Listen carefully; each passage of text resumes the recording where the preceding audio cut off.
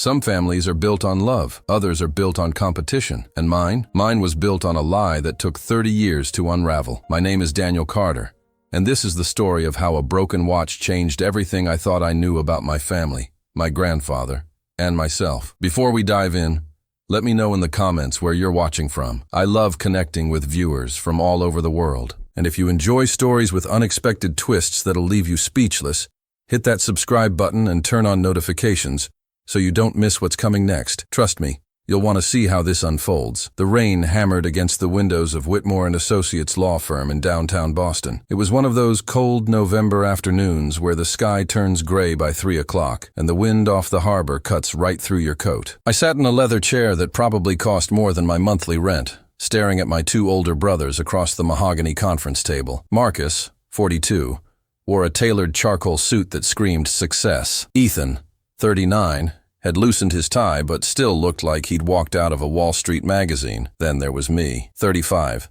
wearing the only suit I owned, with scuffed shoes I'd been meaning to replace for 2 years. Richard Whitmore, our grandfather's attorney for over 3 decades, cleared his throat. He was a thin man in his 70s with silver hair and wire-rimmed glasses that sat low on his nose, the kind of lawyer who'd seen every family drama imaginable and had long stopped being surprised by human nature. "Gentlemen," he began, his voice measured and professional, "we're here for the reading of Harold Carter's last will and testament. I know this is difficult, losing your grandfather just 2 weeks ago, but Harold was very specific about the timing. My grandfather had died of a heart attack in his sleep. Quick, peaceful, the way he'd always said he wanted to go. Harold Carter had built Carter Manufacturing from nothing, a small machine parts company in South Boston that he'd grown into a multi-million-dollar enterprise over 50 years. He'd been tough, demanding, brilliant, and I'd loved him more than anyone in the world." Marcus leaned forward, his fingers drumming on the table. He'd been groomed for leadership his entire life. MBA from Harvard, 10 years as chief operating officer at Carter Manufacturing. Everyone knew he'd inherit the company. Ethan sat back with his arms crossed, confident as always. He ran the financial side, had tripled the company's profit margins in 5 years. He and Marcus made a perfect team. Oil and water with me, but perfect together. And me, I was the family disappointment. I'd walked away from Carter Manufacturing 12 years ago to become a high school history teacher. I made $38,000 a year. I drove a 15-year-old Honda. I lived in a cramped apartment in Dorchester. Whitmore opened a leather folder, pulling out several documents. Harold was very clear about his wishes. "To Marcus James Carter, I leave controlling interest in Carter Manufacturing, 51% of all shares, along with the position of Chief Executive Officer." Marcus nodded, barely containing a smile. This was everything he'd worked for. "To Ethan Michael Carter, I leave 24% of all shares in Carter Manufacturing, along with the guaranteed position of Chief Financial Officer and the summer house in Cape Cod." Ethan's shoulders relaxed. He'd gotten what he expected. Then Whitmore looked at me, and something shifted in his expression. Not quite pity, but something close. "To Daniel Thomas Carter, I leave my personal effects, including my watch." The room went silent, except for the rain against the windows. "That's it?" Marcus said, his voice sharp. "A watch?" Whitmore held up his hand. "There's more. Harold left a letter specifically for Daniel, to be read privately. He requested that Daniel have access to the safe in Harold's study, and that the contents not be disturbed by anyone else." "A letter and a safe?" Ethan laughed, but there was an edge to it. "What's in the safe, Daniel?" "Dad's old baseball cards." I felt my face burn. My brothers had always treated me like the family charity case, the one who'd thrown away his future for some idealistic nonsense about making a difference. But this felt like Grandpa's final statement on my worth to the family. "The watch is currently at Harold's residence," Whitmore continued, ignoring Ethan's comment. "Daniel, I have the letter here and the key to the safe. Harold requested you read the letter before accessing the safe." He slid a cream-colored envelope across the table. My name was written on it in Grandpa's distinctive handwriting, each letter carefully formed. My hands shook slightly as I picked it up. "Is there anything else?" Marcus asked, already standing. He had places to be, an empire to run. "That concludes the reading," Whitmore said. "Marcus, Ethan, I'll need you to sign some documents before you leave. Daniel, please stay. I need to speak with you privately." My brothers exchanged glances. Marcus shrugged and followed Whitmore's assistant to another office. Ethan paused at the door, looking back at me with something that might have been sympathy or might have been contempt. "Look, Danny," he said, using the childhood nickname I hated. "I know this seems harsh, but Grandpa was practical. You chose a different path. You can't expect the same rewards." Then he was gone, and I was alone in the conference room with the letter and the sound of rain. I should have been angry. I should have felt humiliated, but all I felt was confused. Grandpa had never been cruel. He'd supported my decision to teach, even when my father and brothers had called it throwing my life away. He'd come to my classroom, sat in on my history lessons, told me he was proud. So why this? Why leave me with nothing but a watch and a letter? I tore open the envelope. The letter was written on heavy cream paper, dated 3 months before his death. My dear Daniel, if you're reading this, I'm gone, and I imagine your brothers are celebrating their inheritance while you're wondering why your grandfather seemingly forgot about you. I assure you, I forgot nothing. I'm leaving you my watch because it's the most valuable thing I own. Not in dollars, but in truth. The watch doesn't work. Hasn't worked for years. But that's not why it matters. It matters because of what's inside it. There's a catch mechanism on the back. Press and twist, you'll understand. In my study, in the safe behind the painting of your grandmother, you'll find documents. Read them carefully. Read them alone. What you do with what you learn is entirely your decision. I won't advise you from beyond the grave. I want you to know that I've always seen you most clearly, Daniel. Your brothers learned to run a business. You learned to think critically, to question, to seek truth. That's why I'm trusting you with this. The watch has been broken for 30 years. Maybe it's time someone fixed what's broken. With all my love, Grandpa. I read it 3 times. Press and twist. What was inside a watch? And what documents could possibly matter more than a multi-million-dollar company? Whitmore returned, closing the door behind him. He sat down across from me, studying my face. Your grandfather came to see me 6 months ago, he said quietly. He was in perfect health, but he said he needed to put his affairs in order. He spent hours going over every detail of the will. I tried to advise him that his distribution seemed, well, unbalanced.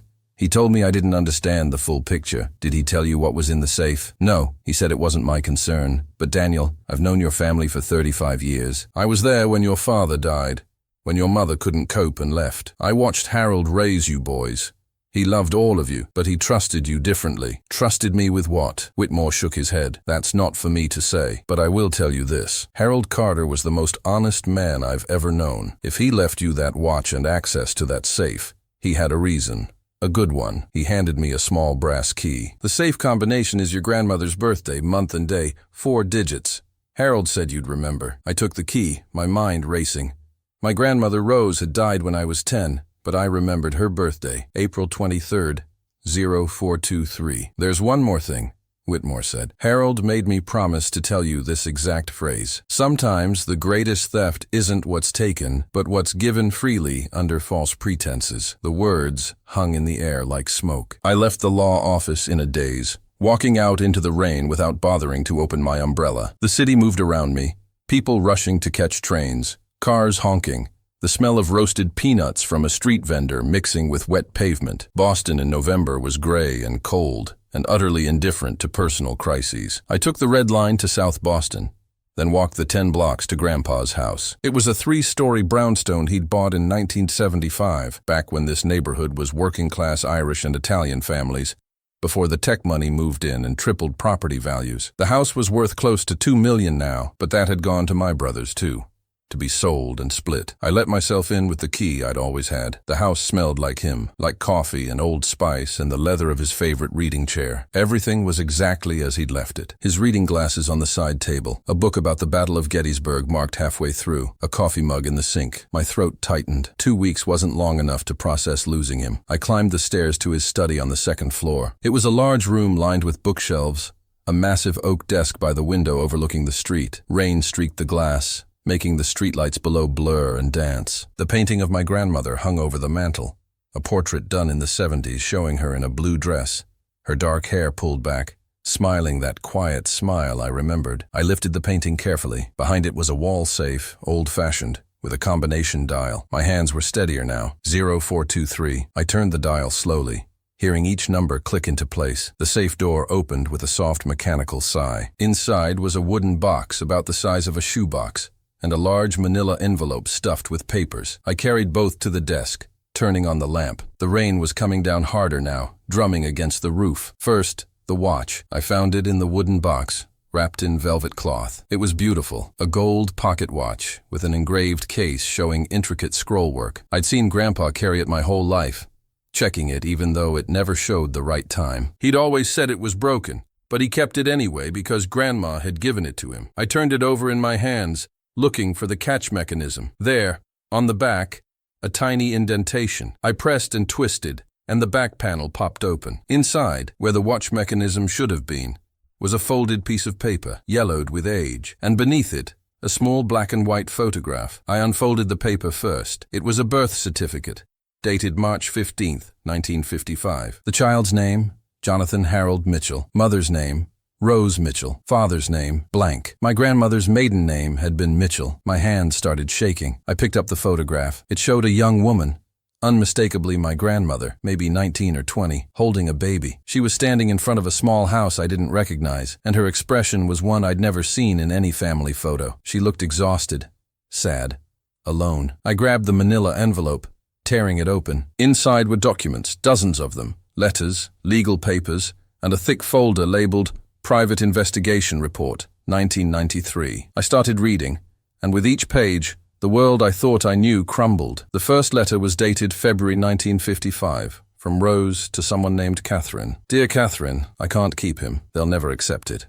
Never accept me. Harold says we can build a life together, but how can we when this secret sits between us? I know you and James can give Jonathan everything I can't. Please, take care of my son. Tell him his mother loved him enough to give him a chance at a real family. The adoption papers were next. Rose Mitchell had given up a baby boy for private adoption to James and Catherine Brennan of Portland, Maine, in March 1955. 3 months later, she married Harold Carter. My mind reeled. My grandmother had a child before she married Grandpa, a son she gave up, but there was more.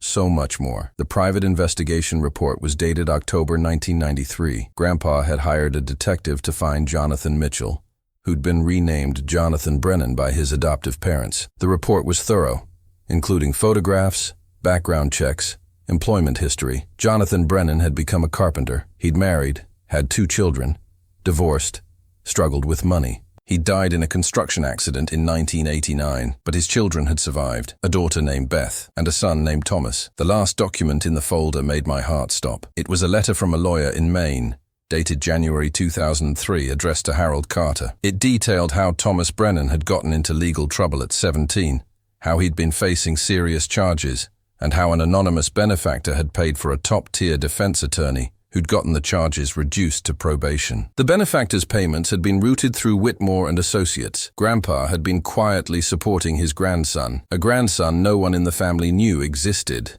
But that wasn't the shocking part. Clipped to the letter was a newspaper article from the Portland Press-Herald, dated 2019. Local man wins settlement in workers' compensation case. The photo showed a man in his mid-40s with dark hair and blue eyes. Thomas Brennan had won $1 million settlement after being injured on a construction site. He'd used the money to start his own contracting company. And in the margins of the article, in Grandpa's handwriting, was a note. Lives in Portland. Married to Jennifer. 2 kids, Sophie and Luke.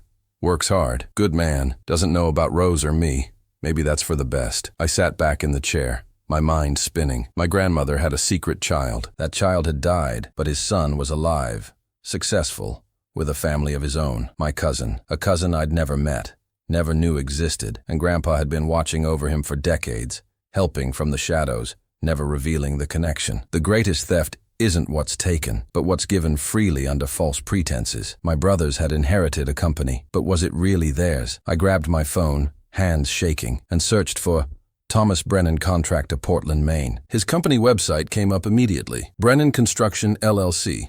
Family-owned and operated. The photo on the About Us page showed Thomas with his wife and 2 teenage kids, all of them smiling in front of a newly built house. He looked happy, settled. He had no idea his biological grandmother had been Rose Carter, that he was connected to a wealthy family in Boston. I could keep this secret. I could put everything back in the safe, pretend I'd never found it, let my brothers run the company they believed was their birthright, or I could tell the truth. But what truth? That Thomas Brennan was the grandson Rose had never known, that he was technically family, that he might have a claim to something he'd never asked for. My phone buzzed. A text from Marcus. Board meeting next week. We're officially taking over. Thanks for being cool about everything, Danny. You know you always have a place at the company if teaching doesn't work out. The condescension dripped through the screen. I thought about my grandfather, about why he'd left me this watch instead of money or shares. He could have split everything evenly. He could have written Thomas into the will directly, but he'd done neither. He'd left me a choice. I spent the next 3 days thinking. I barely slept, barely ate. I called in sick to work, ignored texts from my brothers, and sat in that study reading through every document again and again. The legal papers made one thing clear. Thomas Brennan had no legal claim to anything. The adoption had been closed and final. Rose's marriage to Harold had been legitimate, and their children, my father, Marcus, and Ethan's father, had been the legal heirs. But moral claims weren't the same as legal ones. On the fourth day, I made a decision. I picked up my phone and dialed Whitmore's number. "Daniel," he answered. "I wondered when you'd call." "You knew," I said. "You knew what was in the safe." A long pause. "Harold told me the broad strokes, yes, not the details. He said you'd understand what needed to be done." "What if I don't? What if I don't know what to do?" "Then you do what feels right," Whitmore said gently. "Harold trusted your judgment. Maybe you should too." I hung up and booked a train ticket to Portland. The next morning I stood outside a 2-story colonial in a quiet Portland neighborhood, watching leaves skitter across the lawn. A basketball hoop hung over the garage. A sensible sedan sat in the driveway next to a pickup truck with the Brennan construction logo. I'd practiced what to say 100 times. Nothing sounded right. I knocked. A woman answered. Early 40s, kind face, drying her hands on a kitchen towel. "Can I help you?" "I'm looking for Thomas Brennan." "Is he home?" "Tom," she called over her shoulder. "Someone's here for you." He appeared in the hallway, and the resemblance hit me like a truck. He had my grandmother's eyes, my grandfather's strong jaw. He was family in a way that transcended paperwork and wills. "Can I help you?" he asked, friendly but puzzled. "My name is Daniel Carter. I'm from Boston.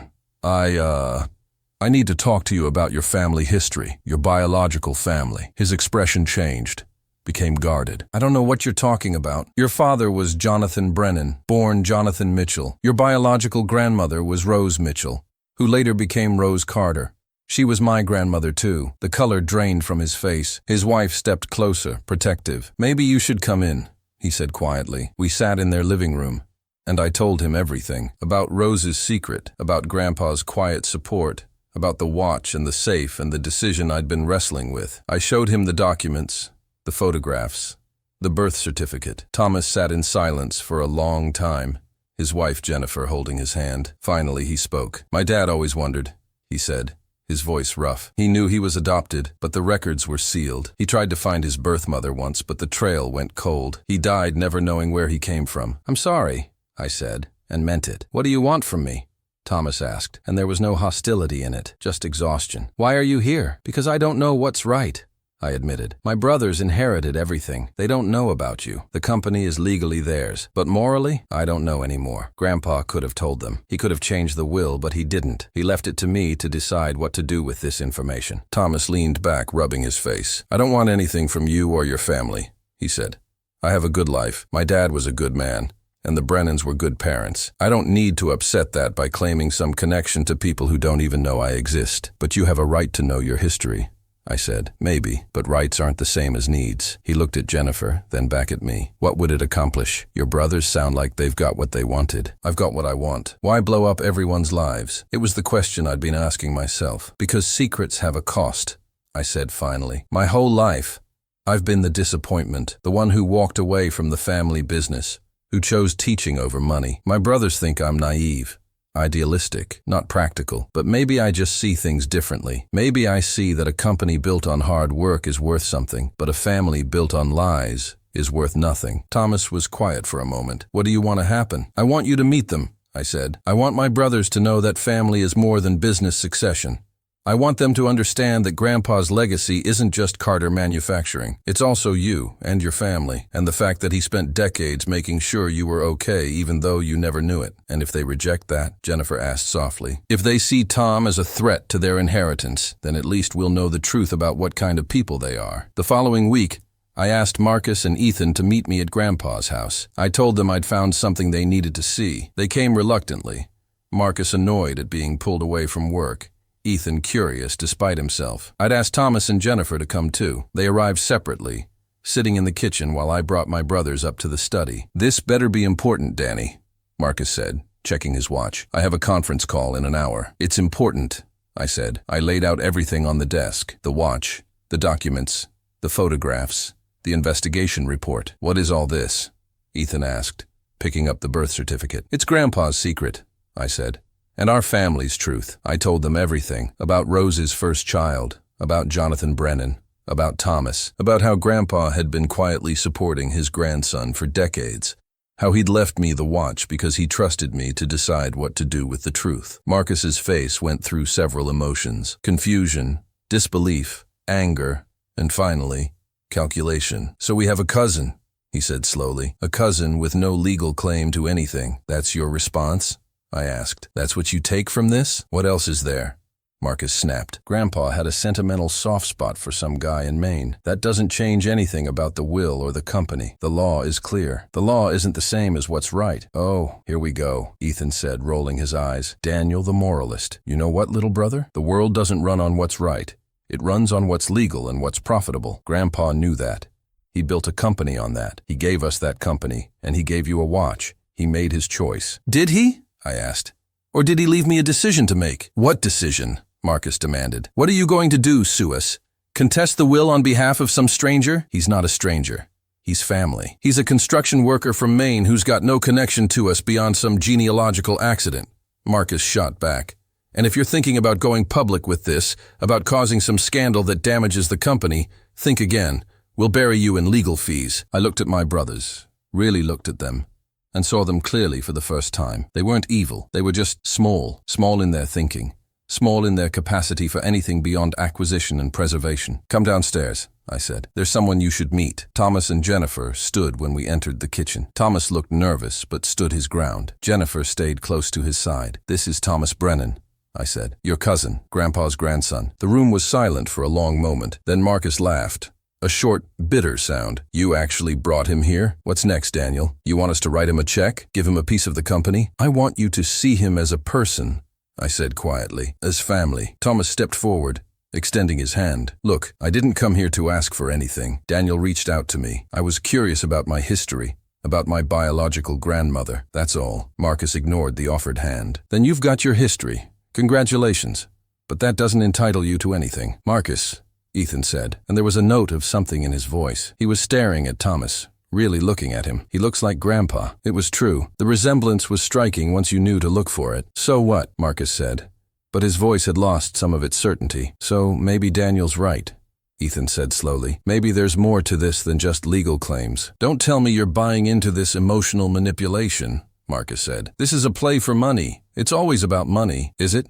I asked. "Thomas has his own successful business. He doesn't need our money. He didn't even know about us until I showed up. This isn't about money. It's about recognizing that Grandpa's legacy is bigger than a company. It's about people and connections and the choices we make about what matters." "Beautiful speech," Marcus said. "Really touching. But I'm not interested in playing happy families with some random cousin. The will is final. The company is ours. And this little reunion is over." He walked out. Just like that, he walked out of the kitchen, out of the house, and out of any chance for something more than the cold transaction he'd inherited. Ethan stayed. He looked at Thomas for a long moment, then said, "I'm sorry. About your father. About not knowing about you. That must have been hard." Thomas nodded. "It's been a lot to process. I'm not as idealistic as my little brother," Ethan said, glancing at me. "But I'm not as closed off as Marcus either. Maybe we could talk. Not about the company or money or any of that. Just talk. About Grandpa, about your dad, about the family we didn't know we shared." It wasn't a grand gesture. It wasn't a dramatic reconciliation, but it was something, a crack in the wall. Over the next few months, things shifted in ways both subtle and profound. Marcus doubled down on his position, treating me like I'd committed some unforgivable betrayal. We barely spoke. He ran Carter Manufacturing with ruthless efficiency, expanding into new markets, increasing profits. The company thrived under his leadership. But Ethan started coming to Portland once a month. He and Thomas developed an unlikely friendship, bonding over stories about their fathers, about Grandpa, about the strange paths life takes. Jennifer welcomed him into their home. Their kids called him Uncle Ethan. As for me, I went back to teaching. I still drove my old Honda, still lived in my cramped apartment, still made a teacher's salary, but I had the watch. Repaired now and keeping perfect time. A local jeweler had fixed the mechanism, preserving everything else exactly as it had been. I wore it every day. One evening, about 6 months after that meeting in the kitchen, Ethan called me. "I've been thinking," he said, "about what Grandpa really left us. Marcus got the company, and he's running it well. I got the shares and the security. But you got something different." "A watch?" I said, smiling. "No. You got a choice, and you chose connection over comfort. You chose truth over easy silence. Maybe that's worth more than any of us realized." "Grandpa knew what he was doing," I said. "Yeah, he always did." There was a pause. Then Ethan said, "I'm setting up a trust for Thomas's kids. for their education. It won't come from the company. It'll come from my personal accounts. Marcus doesn't need to know. But I wanted you to know, because you were right. Family is more than business succession. I felt my throat tighten. Ethan, don't make it into a big thing, he said quickly. I'm not becoming you. I'm still profit-driven and cynical. But maybe there's room for both. Maybe that's what Grandpa was trying to teach us. After we hung up, I sat in my apartment, turning the watch over in my hands. The engraving on the case caught the light. I'd never really looked at it closely before, but now I saw what was written there in tiny, elegant script. Time reveals all truths. Love endures them. Rose to Harold, 1955. My grandmother had given him this watch knowing her secret, knowing what it represented. And Grandpa had carried it every day for 50 years, broken but precious. A reminder that some things matter more than perfect appearances. He'd left it to me because he knew I'd understand. Not that truth was always comfortable, but that it was always necessary. Not that family was always easy, but that it was always worth fighting for. My brothers got the company. I got a broken watch and a choice. And maybe, just maybe, I got the better inheritance after all. Outside my window, Boston moved on through another cold November evening. The city lights reflected off wet streets. Somewhere in Portland, Thomas was probably putting his kids to bed. Somewhere in a corner office, Marcus was working late, building the empire he'd always wanted. And somewhere between those two worlds, Ethan was learning that profit margins weren't the only measure of success. As for me, I checked the watch. It kept perfect time now. Every second accounted for. But I knew the truth. Time wasn't what mattered. What mattered was what you did with it, who you connected with, what truths you chose to reveal or bury. Grandpa had given me a broken watch and trusted me to understand what needed fixing. It wasn't the watch, it was us.